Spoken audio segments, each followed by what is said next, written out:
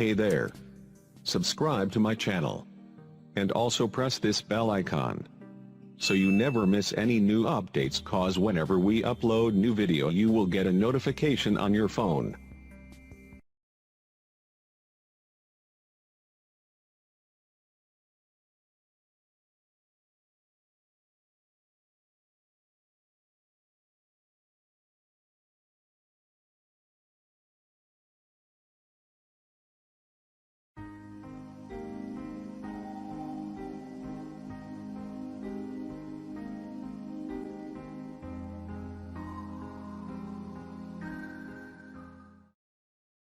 بسم الله الرحمن الرحیم۔ شروع اللہ کے نام سے جو بڑا مہربان نہایت رحم والا۔ الحمد لله نحمده ونستعينه ونستغفره ونؤمن به ونتوكل عليه ونعوذ بالله من شرور أنفسنا ومن سيئات أعمالنا، من يهده الله فلا مضل له ومن يضلله فلا هادي له، ونشهد أن سيدنا وسندنا ونبينا ومولانا محمدا عبده ورسوله، أما بعد فأعوذ بالله من الشيطان الرجيم، بسم الله الرحمن الرحيم۔ ألم يجدك يتيما فآوى، وقال النبي صلى الله عليه وسلم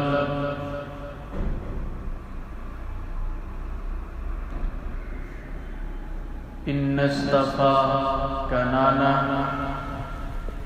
من ولد إسماعيل، واصطفى قريشا من كنانة، واصطفى من قریش بنی ہاشم، واصطفانی من بنی ہاشم، او کما قال علیہ الصلاۃ والسلام۔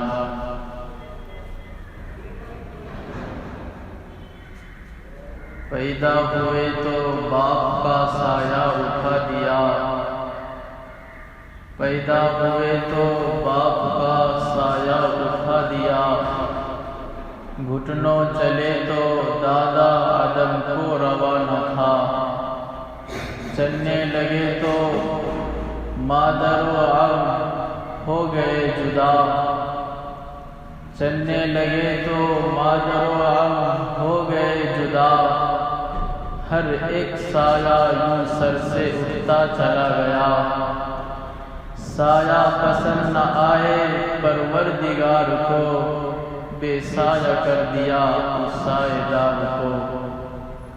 حاضرین محترم، سامعین مکرم، میرے اسلامی بھائیوں، بزرگوں اور دوستوں، السلام علیکم ورحمۃ اللہ وبرکاتہ۔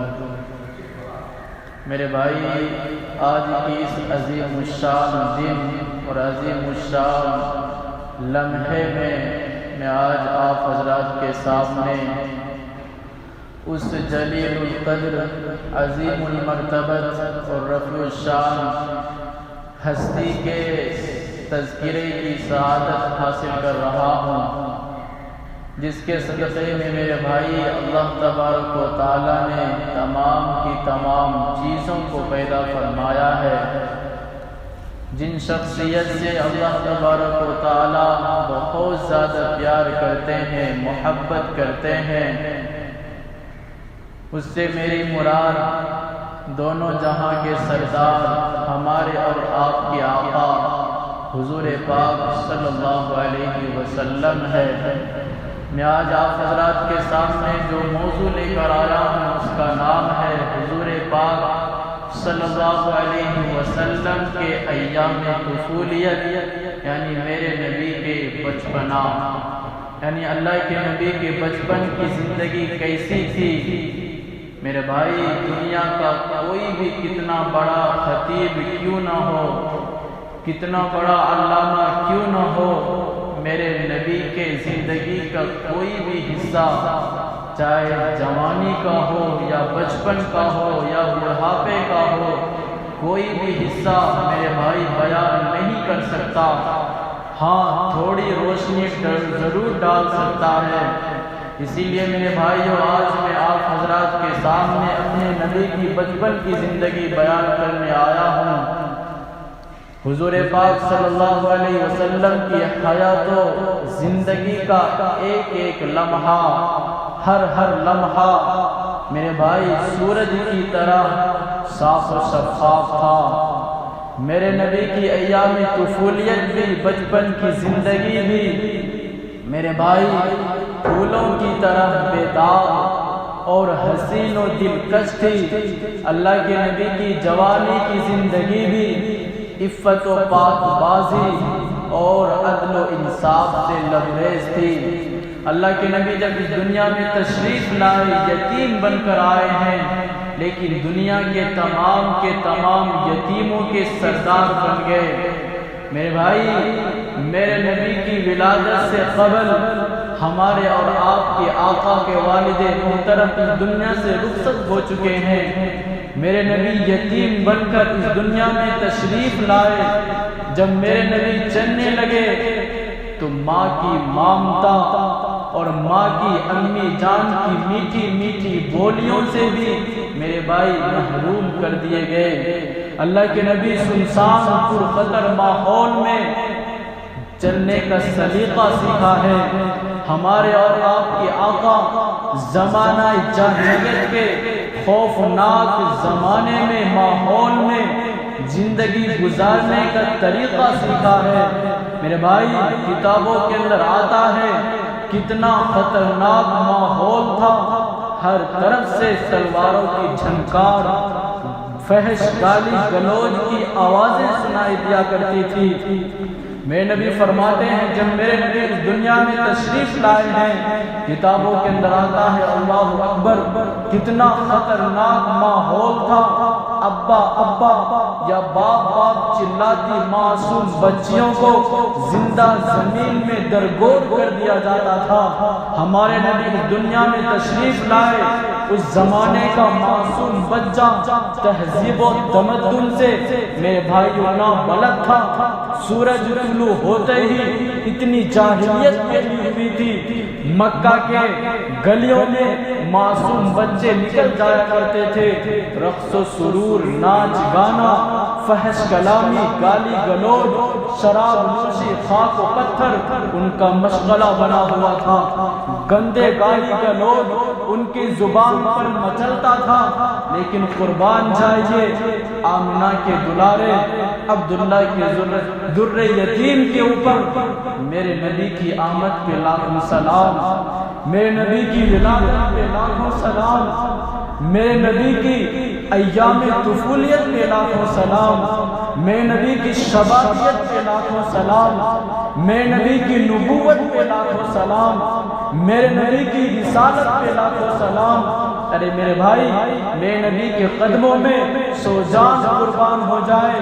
اللہ تبارک و تعالیٰ نے حضرت آدم علیہ السلام سے لے کر اب تک میرے نبی کے جیسا کسی کو پیدا نہیں فرمایا، اور قیامت تک کوئی ویسا پیدا نہیں ہو سکتا شکل و صورت میں بھی۔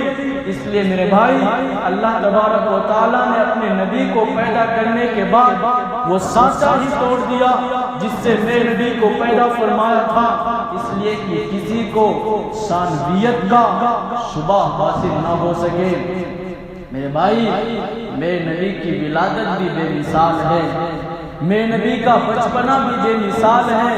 میں کہاں تک آپ کو بتاؤں؟ میرے نبی کی شبابیت بھی بے مثال ہے، میرے نبی کی نبوت بھی بے نظیر ہے، باکمال ہے۔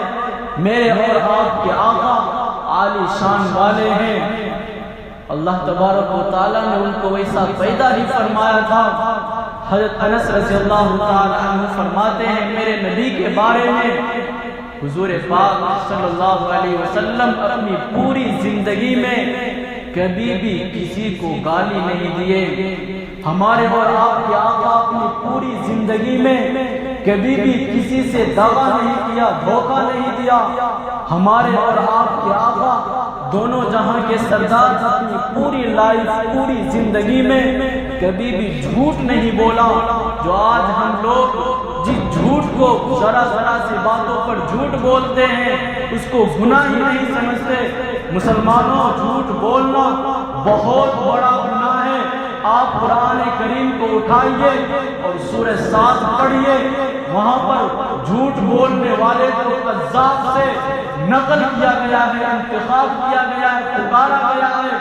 جھوٹ بولنے والے قذاب کے اوپر میرے اللہ کا خطرناک عذاب ہوگا۔ انس رضی اللہ تعالیٰ عنہ فرماتے اللہ کے نبی نے کبھی بھی جھوٹ نہیں بولا اور کبھی بھی کسی سے وعدہ کر کے وعدہ خلاف نہیں کیا۔ ایک قصہ مشہور ہے، میں نبی کا ایک شخص اللہ کے نبی کو کہتا ہے میں اتنے دیر میں واپس لوٹوں گا۔ کئی دن گزر گئے، اللہ کے نبی سڑک کے کنارے بیٹھے رہ گئے اس شخص کے انتظار میں۔ وہ شخص گھر جا کر بھول گیا میں نے دونوں جہاں کے سردار سے وعدہ کیا تھا۔ وہ شخص جب اس راستے سے واپس ہوتا ہے دیکھتا ہے دونوں جہاں کے سردار بیٹھے ہوئے، وہ کہتے ہیں اللہ کے نبی مجھے معاف کر دیجئے، میں اپنا وعدہ ہی بھول گیا۔ میں نبی کہتے میرے بھائی تم نے اپنا وعدہ بھول گیا لیکن محمد اپنا وعدہ کبھی نہیں بھولتا۔ میرے بھائی میرے نبی کی بچپن کی زندگی ہے اور اتنے پرخطر ماحول ہیں، گندے ماحول میں بھی میرے نبی کا بچپنا صاف و شفاف تھا۔ بچپن ہی سے میرے نبی کے اخلاق کا چرچا پورے عرب میں ہوا کرتا تھا۔ میرے نبی کی سیرت کا چرچا پورے مکہ میں مشہور تھا۔ بتوں کی پجاری بھی میرے نبی کے میرے بھائی اخلاق کے اوپر، کردار کے اوپر تعریف کیا کرتے تھے۔ قبیلہ قریش کے لوگ لات و عزا کی قسم کھا کے کہتے کہ آمنہ کے دلارا کتنا بھولا بھالا ہے، کتنا خوبصورت چہرہ والا ہے، کتنے اخلاق کے پیکر ہے، کتنے عالی جناب ہے۔ لات و عزا کی قسم کھا کر قبیلہ قریش کے لوگ کہا کرتے تھے دونوں جہاں کے سردار میرے نبی کے بارے میں محمد وعدہ اتنا سچا اور پکا ہے، آسمان تو ٹوٹ سکتا ہے، زمین پھٹ سکتی ہے، لیکن ایسا نہیں ہو سکتا کہ دونوں جہاں کے سردار یعنی محمد صلی اللہ علیہ وسلم وعدہ کر کے وعدے کو توڑ دیتا ہو، وعدہ خلاف کرتا ہو۔ میرے بھائی یہ قدرت کا نظام ہے۔ جب اللہ تبارک و تعالیٰ کو کسی کو بڑا بنانا ہوتا ہے میرا اللہ اس کے اقوال کا، اس کے کردار کا، اس کے افعال کا، اس کے گفتار کا حفاظت کرتے ہیں، اس کا کریکٹر ہی میرے بھائی بدل دیا کرتے ہیں۔ یہ میرا اللہ کا نظام ہے، اس لیے میرا اللہ نے میرے نبی کی ہر جگہ پر حفاظت فرمائی۔ خود میرے نبی فرماتے ہیں، مسلم شریف کی روایت ہے، اے نبی فرماتے ان اللہ اصطفیٰ کنانہ من ولد اسماعیل واصطفیٰ قریشا من کنانہ واصطفیٰ من قریش بنی ہاشم واصطفانی من بنی ہاشم۔ اللہ تبارک و تعالیٰ نے حضرت اسماعیل علیہ السلام کی اولاد میں سے کنانہ کو انتخاب کیا، کنانہ میں سے قبیلہ قریش کا انتخاب کیا، قبیلہ قریش میں سے بنی ہاشم کو چنا، ان کا انتخاب کیا، پھر بنی ہاشم میں سے اللہ تبارک و تعالیٰ نے مجھے انتخاب کیا، مجھے چنا۔ میرے بھائی یہ انتخاب پر انتخاب کیوں؟ اس لیے کہ میرے نبی کو نبیوں کا امام بنانا تھا، میرے نبی کو دونوں جہاں کا سردار بنانا تھا، میرے اللہ کو دونوں جہاں کے سرکار پر نبوت کا تاج سجانا تھا۔ اس لیے میرے نبی کو اللہ تبارک و تعالیٰ نے مکہ کی برائیوں سے پاک رکھا ہے، مکہ کی غلاظتوں سے پاک رکھا، اور آخر کار میرے نبی کو نبوت کے تاج دے کر دنیا اور دونوں جہاں میں نبیوں کا امام بنا دیا۔ دنیا کی خوش قسمت عورت دائی حلیمہ فرماتی ہیں میرے نبی کے بارے میں، میرے نبی کی بچپن کی زندگی بیان کرتی ہیں۔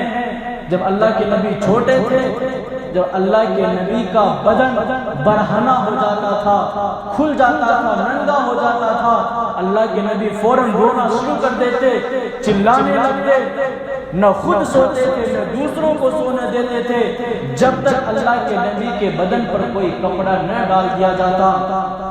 میرے بھائی، میرے نبی برہنہ کیسے رہ سکتے تھے؟ جو دنیا میں لوگوں کا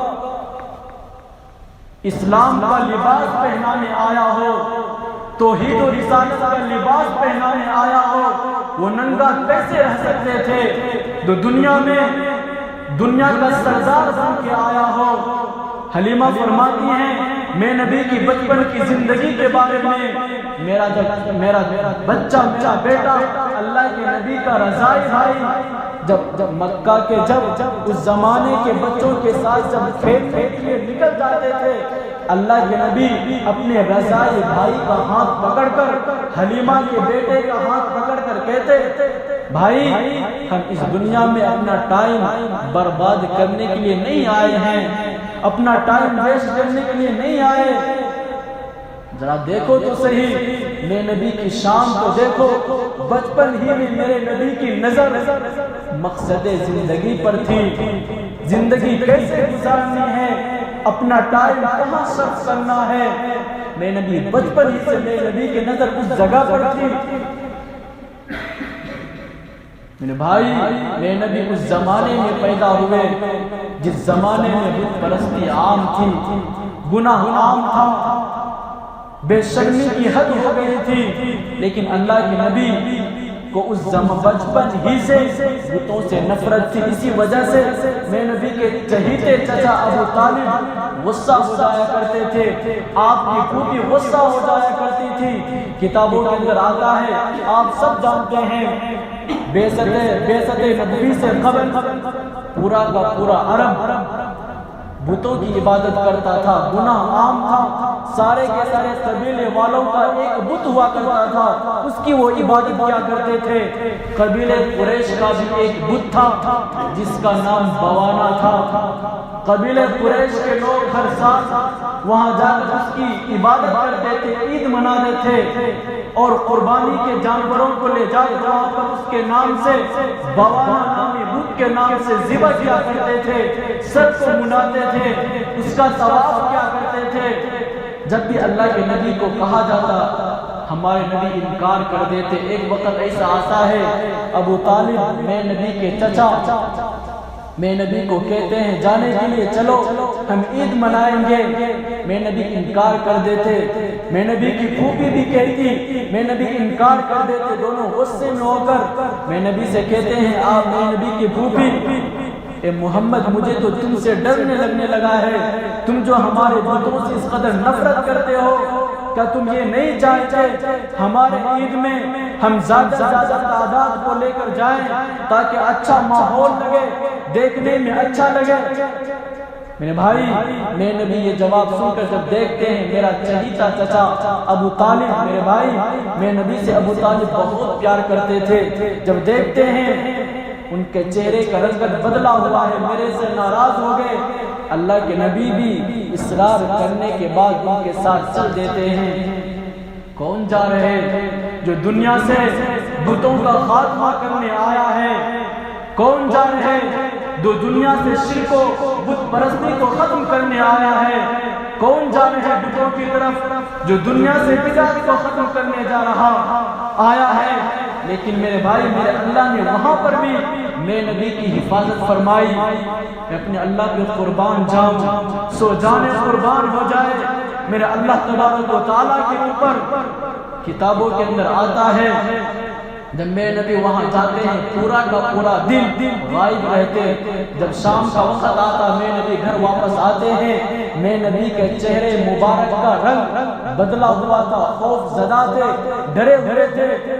آپ کی پھوپھی نے پوچھی کہ محمد تمہارا رنگ کیوں بدلا ہوا، تم کیوں ڈرے ہوئے ہو؟ اللہ کے نبی نے فرمایا پھوپھی جان مجھے بہت زیادہ ڈر لگ رہا، مجھے ایسا لگ رہا ہے کہ کہیں میرے اوپر بھوت پریت کا سایہ اثر کر گیا ہے۔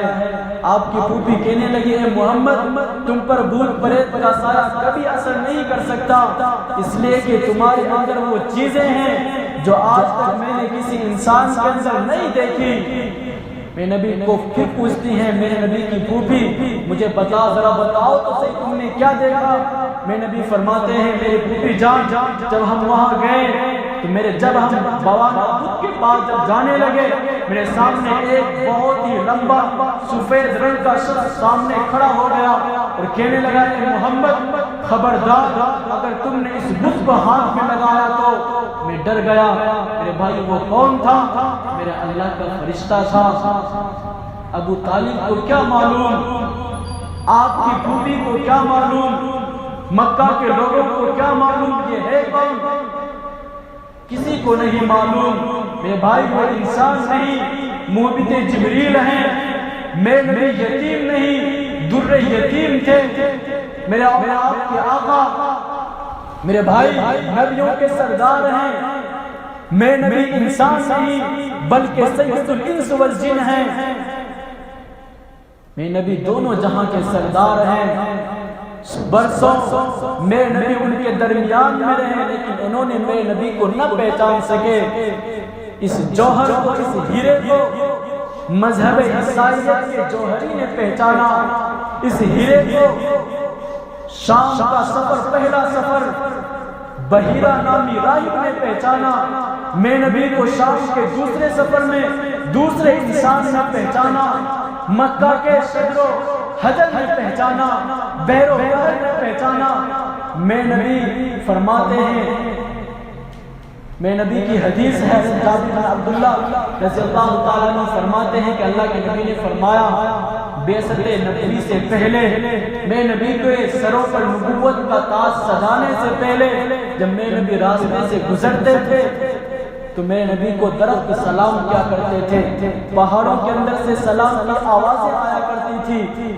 وہ صحابی فرماتے ہیں اللہ کے نبی نے فرمایا نبوت ملنے کے بعد اے جابر مجھے ابھی بھی وہ پتھر یاد ہے جو نبوت سے پہلے، جو بچپن میں بھی مجھے جو پتھر سلام کیا کرتا تھا وہ پتھر میں ابھی بھی تم کو بتا سکتا ہوں۔